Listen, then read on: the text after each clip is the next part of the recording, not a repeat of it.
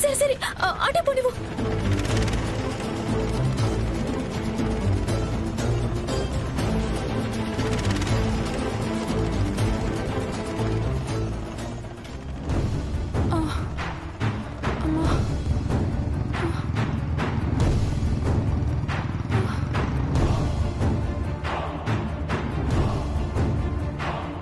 ఏమైందండి? ఏమైంది? కళ్ళు తిరుగుతున్నాయండి. ఆటో ఏమో దొరకట్లేదు. అన్నట్టు మీరు ఎక్కడికి వెళ్ళాలి? భరత్ నగర్కి వెళ్ళాలి. నేను అటువైపు వెళ్తున్నాను, రండి నేను డ్రాప్ చేస్తాను. మీకు ఇబ్బంది లేకపోతే నేను డ్రాప్ చేస్తాను, రండి. ఏం పర్లేదు, రండి ఎక్కండి.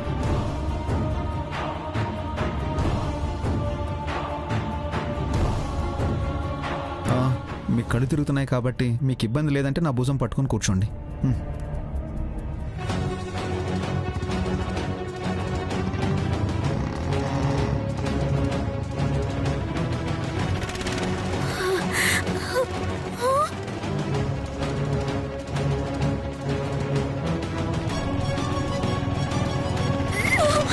అదిగో ఆ బైక్ ఇప్పుడైనా సరిగ్గా ఫాలో అవ్వు. పద.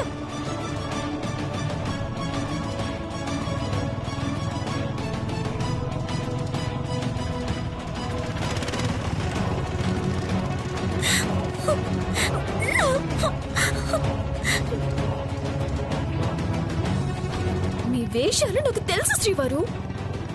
దీన్ని బండి మీద ఎక్కించుకొని తిరగటానికి వద్దన్న ఆఫీస్కి బయలుదేరారు.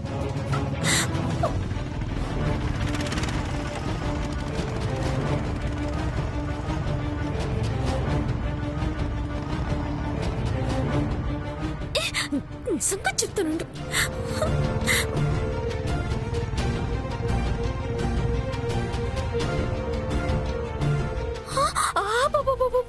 బైక్ ఆగింది.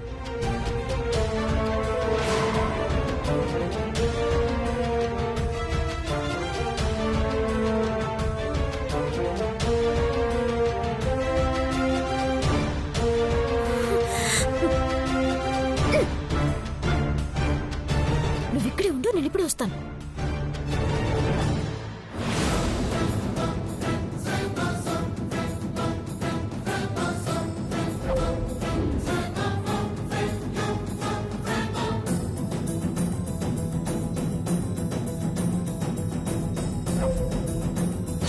అమ్మా,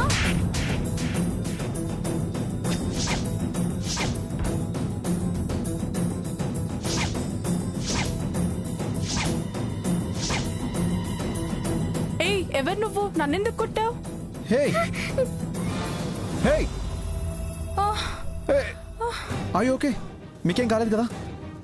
1 సెకండ్. ఏ ఆటో, ఏ ఆపో, ఏ ఆటో ఆపో. ఏ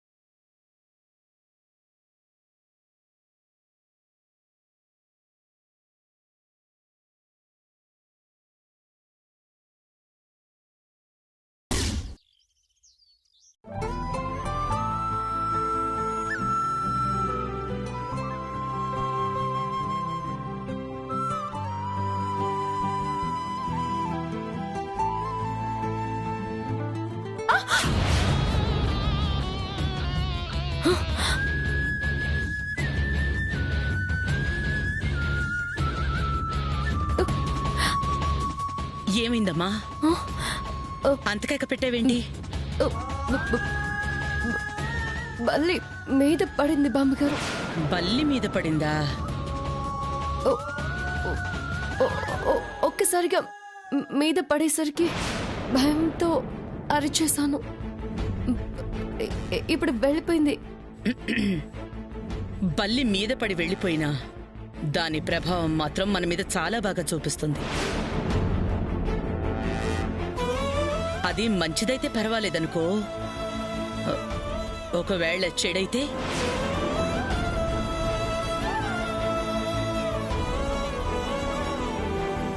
మంచి చెడు మనకెలా తెలుస్తుంది బామ్మ? ఇద్దరు ఎందుకు అలా ఉన్నారు? నా మీద బల్లి పడిందండి. ఉండు, నేను వెళ్ళి పంచాంగం తీసుకొస్తాను.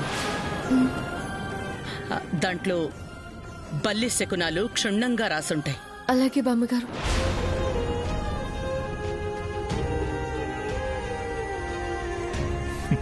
నమ్మకం అనేది ప్రాక్టికల్గా ఉండాలి కానీ ఫూలిష్గా కాదు. నాన్నమ్మ మీద సెంటిమెంట్స్ ఎక్కువై భయపడుతుంది. మెడిసిన్ చదివిన నీకేమైంది రాధిక? పిల్లి ఎదురొస్తే మంచిది కాదు అంటారు. ఈ రోజుల్లో అదే పిల్లిని ఇంట్లో పెంచుకుంటున్నారు. బల్లి మీద పడితే మంచి చెడు చూసే పాతకాలం శకునాలేంటి? కాలం మారింది, మనం మారాలి. మంచికి చెడుకి కాలంతో పని లేదండి. టెక్నాలజీ ఎంత పెరిగినా శకునాలు మాత్రం మారవు కదా. మారంది శకునాలు కాదు, మీరు. Be practical.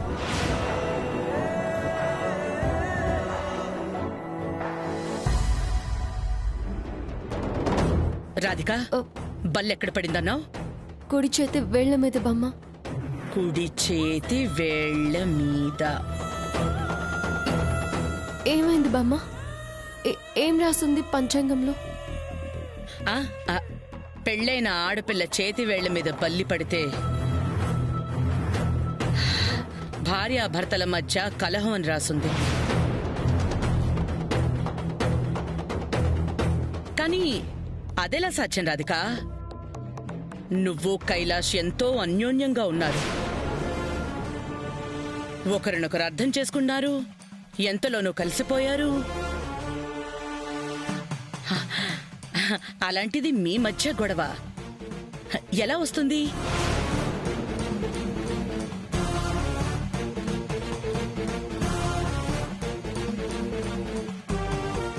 భయపడకమ్మా.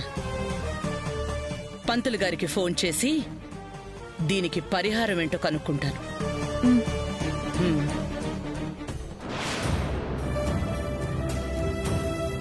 భగవంతుడా, ఏంటి నాకు ఈ పరీక్ష? ఇప్పుడిప్పుడే కైలాష్ గారు నాతో సంతోషంగా ఉంటున్నారు.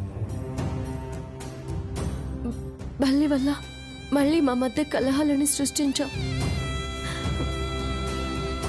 ఎలాంటి ప్రమాదం రాకుండా చూడు స్వామి.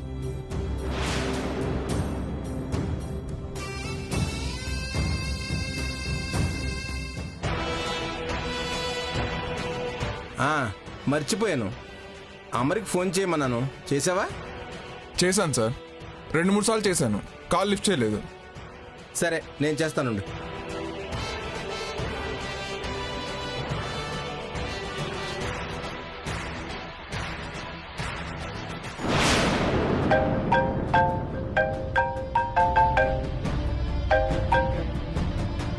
నమస్కారం లాయర్ గారు. ఏంటి సార్ ఇలా ఫోన్ చేశారు? అదే అమర్, కొన్ని నెలల క్రితం రాధిక పేరు మీద తన హస్బెండ్కి విడాకుల నోటీస్ పంపించారు కదా. అవును సార్, ఇప్పుడేమైంది? మన నోటీస్కి అటు నుంచి ఎలాంటి రివర్స్ కౌంటర్ ఫైల్ అవ్వలేదు, మనకి రిప్లై ఇవ్వలేదు. పాపం ఆ అమ్మాయి భర్తతో ఎంత స్ట్రగుల్ అవుతుందోనని మళ్ళీ నోటీస్ పంపించాను. ఆ విషయమే మీకు చెప్దామని కాల్ చేశాను.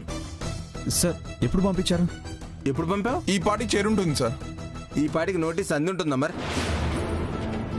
Any problem? నేను మళ్ళీ కాల్ చేస్తాను మీకు.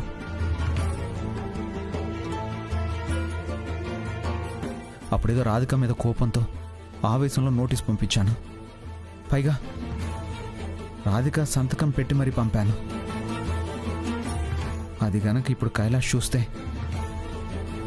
రాధికే పంపించిందని భ్రమపడి గొడవ పడే అవకాశం ఉంది. అలా మాత్రం జరగకూడదు.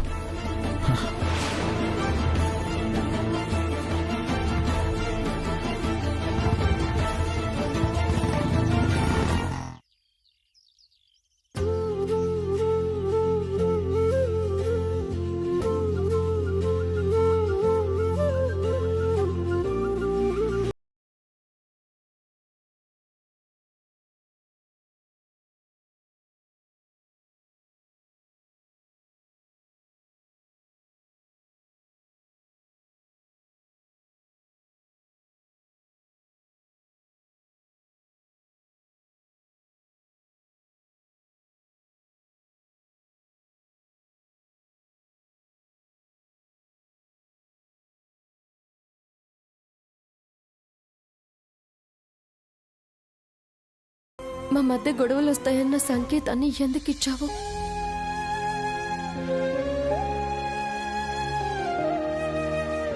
మా మధ్య కలతలు రాకుండా, ఏ ఆపద ముంచుకు రాకుండా నువ్వే కాపాడాలి తండ్రి.